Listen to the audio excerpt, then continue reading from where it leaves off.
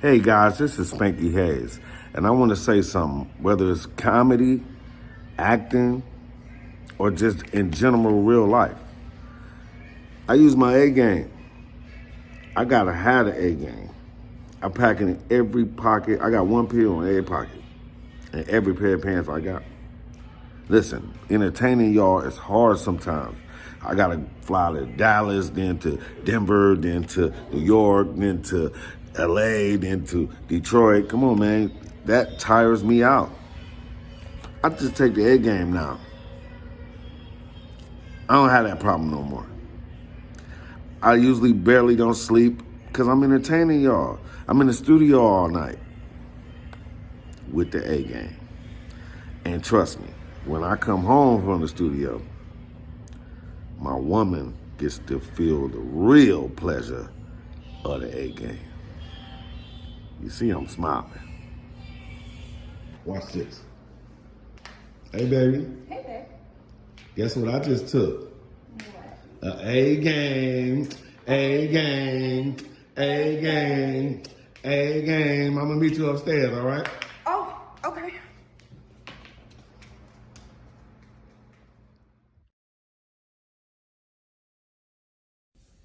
Good morning. What's good, YouTube? It's your man Ronin, back with another one. I want to say what's up with the subscribers, both old and new, and all my veterans and civilians. Salute to you guys. You already know the deal.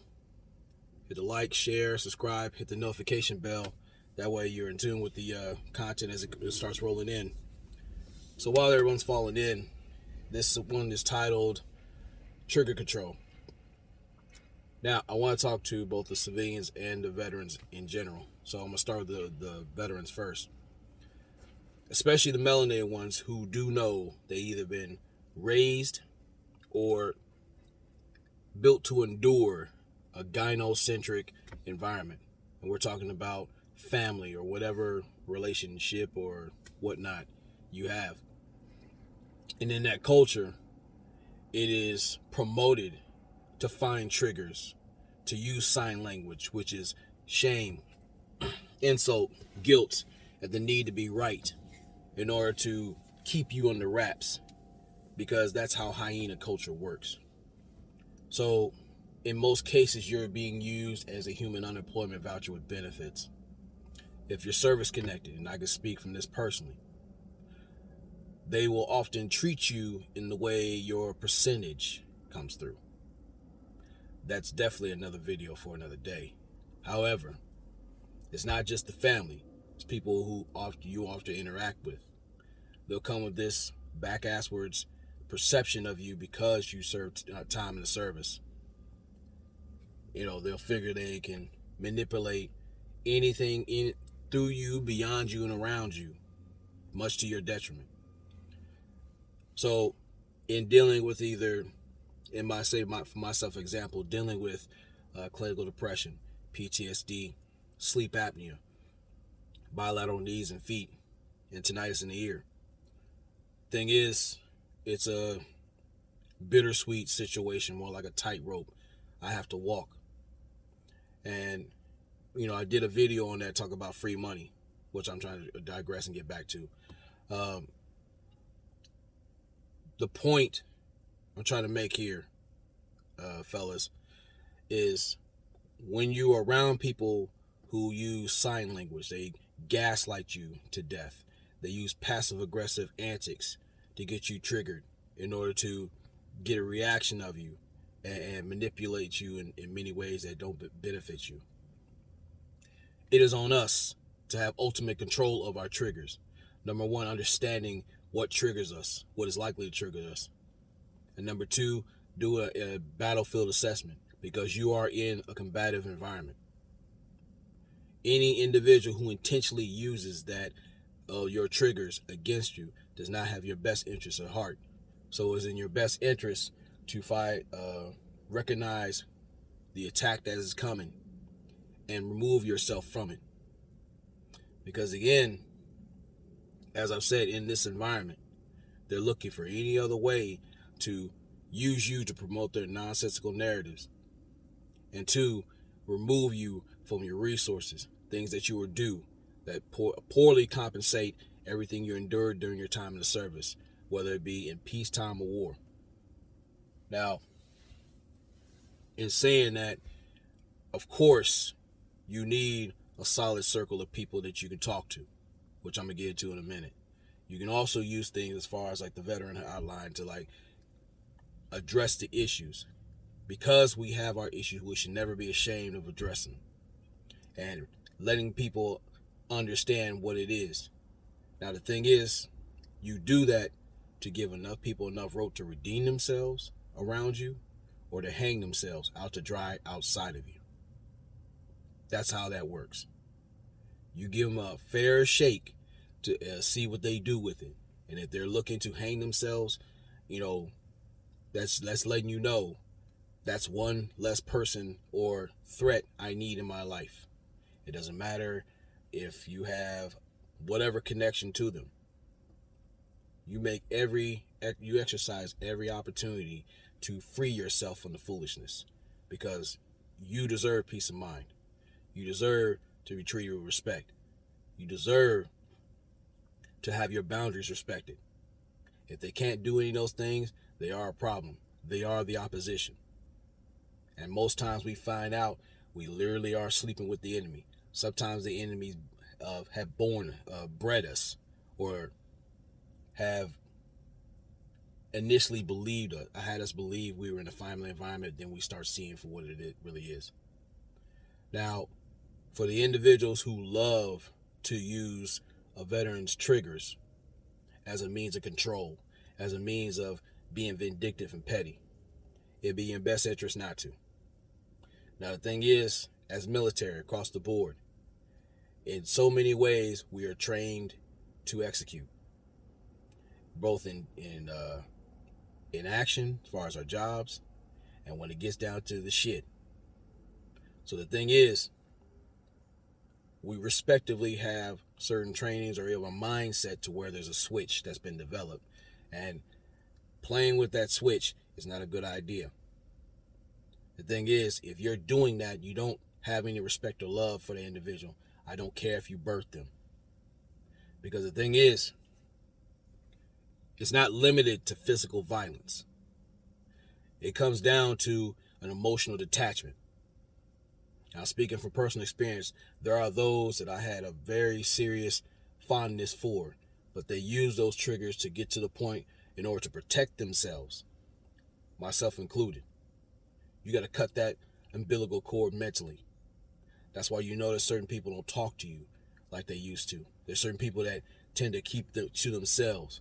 They can talk to everybody else but you, because you're the main obstructionist to that person's peace of mind. Balance. They're trying to get through the day. They already deal with enough nonsense out here in the world, either be called whatever they are, people getting in their feelings because of the service or whatever, but that's a whole nother video. But the thing is, individuals like that will never be respected, and they deserve to be cut off on an emotional level, financially especially. Because the thing is, in this new theater of civilian life, most of us are taught to be regimented to an extent, learning how to do things, because we're used to system, order, and structure. But again, in this society, it's often opposed to that, so that's where the clash comes in. So again, if you are those individuals who are looking to mess with someone's trigger, it's not a good idea, because you realize there are consequences to that stuff. I don't promote the violence, but in many ways I do understand. Now, I want to speak to the individuals who actually give a damn about those who serve their time of service, and they're looking to make those needed adjustments into civilian life, because it is a needed adjustment. It takes many steps for most of us. If you notice the respective veteran that you have a relationship with or you're aware of, make it a point to understand and listen with a very attentive ear. If they instill confidence within you to tell you certain things, take heed to it. The thing is, if they are willing to do that, they have a level of esteem of and for you. those individuals who are very defensive when it comes to exercising the 4Ps. It's all too often that we're often used as the military bucks for our procreation. Oh, they hear about these stories. They're looking to use that to their benefit, but most times they use that procreation to screw us over. Then we're talking about the protection. It is often in our code if they're about the right, especially if they're spiritually attuned with themselves as men of principle and purpose. They're going to protect what they love. And if they allow you the opportunity to protect their reputation, protect their peace of mind, and everything that benefits them, they'll do that damn near tenfold automatically. Because veterans, we value that. We need that, especially in this day and age. The problem solving too. See, what you too can work on understanding, like, look, if they are being triggered or something like that, like I tend to be prone to anger fits. Most of my peers know I tend to get off to myself and I have to get right. I extend the same, a veteran will extend the same thing with their respective triggers. If you give them the space to get right, or you let them know, look, give them an avenue, like, you can come talk to me. Are you good? A wellness check does wonders. Be military, civilian, because you have no idea what certain people are going through. And the thing is, if they need that talk, I tend to I would suggest leave a voicemail. Hey, we're here, or go check on them. Like, look, okay, I know you don't want to talk, but I'm here when you need me. That's what's supposed to happen. And then if you're able to afford that, or if they do need that special help, make sure they get the help they need and mean it. In these times, especially when they're going through what they're going through, consistency is key. Attentiveness is key. And confidentiality is paramount. I can never stress that enough. Because you don't want to be like these hyenas that run around here and use those things as weapons. Because again, you'll be on that side, they won't make the difference. They don't care. There is no gray area on that part. So in closing, I want to say trigger control is necessary. It's about dealing with that veteran, respective veteran, in a respectful form. That way reciprocity can be that needed currency, that exchange, in order to make things fluid, not just with yourself, but start getting back to converting these ethnic outposts into actual communities. And the thing is, too, with the veterans, especially, it's about you. Granted, you might be service connected, and if you are, it doesn't make you 100%. It poorly compensates what you've lost in the time that you've endured, because life is not easy. It's never been easy. There's just certain things as a military veteran that most people are not privy to, and they are very illiterate when it comes to enduring certain things. We mourn different. We process things a little different, not just out of necessity, but there's always a dark side to certain things, and it never hurts to have a helping hand help you maintain. So again, we got to find many ways to navigate through this anti-man environment. Even the civilian brothers.